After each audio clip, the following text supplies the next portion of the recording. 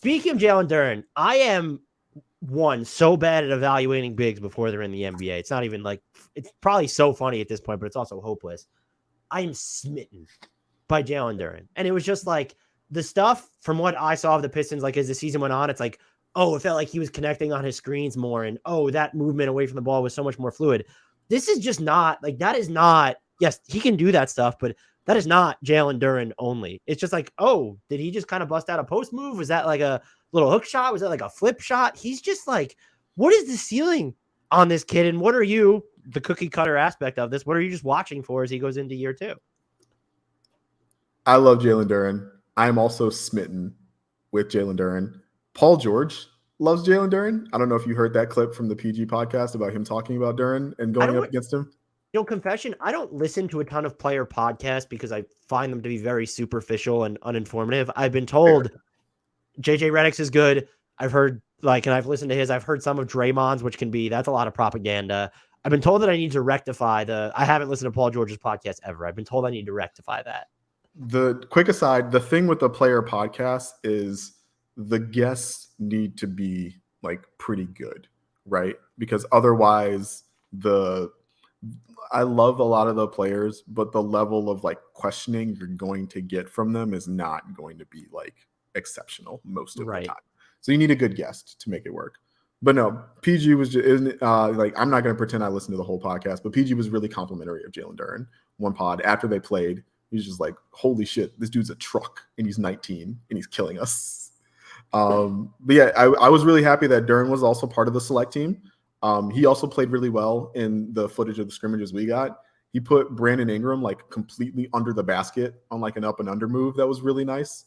And you talked about his ability to like make flip shots and hook shots around the rim. The thing that I really appreciate that I think you don't get to see all the time, but like he shows flashes of, is his ability as a passer, right? You could do a little bit of like him passing out of the elbow, right? There was a moment, there was a moment and they had a home game against Denver, like super late in the season, where Denver like slept walk through the first like 3.5 quarters before Jokic was like, wait, why are we losing these guys?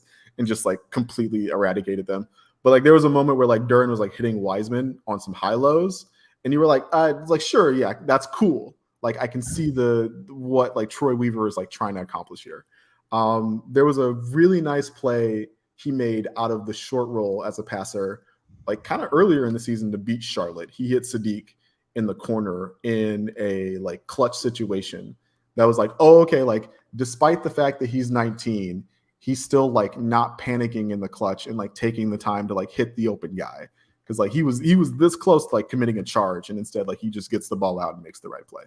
That was one thing that like Anthony Edwards mentioned in his interviews, like about Duren at like the scrimmages at the select team, like at the practices they had before FIBA. He was like, yeah, Jalen Duren like thinks the game a lot better than I think he gets credit for. And that's one thing that like I think people need to know. I would tell people that they need to know about Jalen Duren, is that he thinks the game a lot better than it looks like he would, because he looks like he's carved out of granite, right? What I am looking for him this season, though, is defense, right? He makes some like highlight level blocks, but he is 19, and like any young big, he still has to do a better job of like learning where to be defensively, putting hands in passing lanes, not trying to block every single thing that like comes along his line of sight.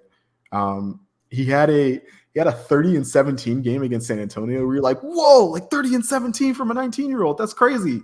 But Zach Collins went for 29-11, and a lot of it was on Jalen Duren. And it's like, that stuff can't happen if you want to be competitive. And so he really needs to make strides defensively. The other thing I'll say is that like his effort and motor has like been a little bit of a question. Nobody questions that like he doesn't always like want to play hard, but he does kind of do the young guy thing of like taking himself out of transition defense, like chasing offensive rebounds.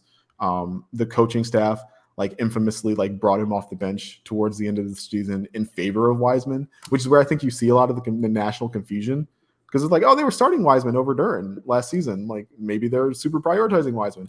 And it's like, no, like the coaches were like openly saying like, yeah, Duren's not conditioned enough for our taste. So like, that's why he's coming off the bench. And you would see moments in time where he'd be like huffing and puffing a little to get back in transition. And it's like, okay, you'd like to see him improve a little bit on that end as well. But yeah, like everybody's super enamored with Jalen Duren. He is the big that they're going to prioritize moving forward. Like I know Stu just got paid. Stu's part of the future. Duren is part of the future. The other guys are not necessarily part of the future. That should be made clear to everybody.